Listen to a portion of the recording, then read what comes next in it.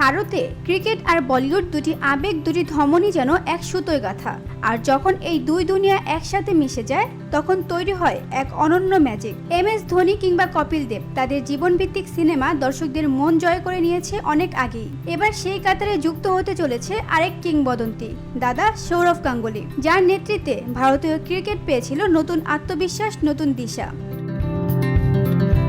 দীর্ঘদিন ধরে আলোচনা চলছিল কবে আসবে সৌরভ গাঙ্গুলির বায়োপিক, কে হবেন পর্দার প্রিন্স অব কলকাতা।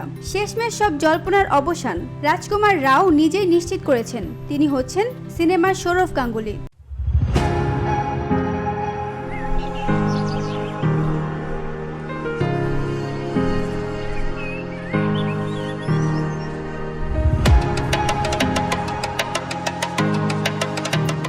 ভারতীয় গণমাধ্যম NDTV-কে দেওয়া এক সাক্ষাৎকারে রাজকুমার বলেন, যেহেতু দাদা নিজেই বলেছেন আমি তার চরিত্রে অভিনয় করছি, তাই আমি এখন আনুষ্ঠানিকভাবে বলতে পারি হ্যাঁ, আমি দাদার বায়োপিকে অভিনয় করছি। তবে আমি নার্ভাস, এটা এক বিশাল দায়িত্ব।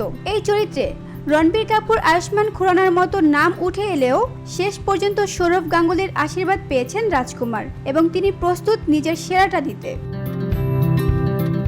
এই মুহূর্তে রাজকুমার রাও ব্যস্ত তার পরবর্তী ছবি মালিকের প্রচারে, যা মুক্তি পাচ্ছে 11ই জুলাই। VOD Bangla news desk.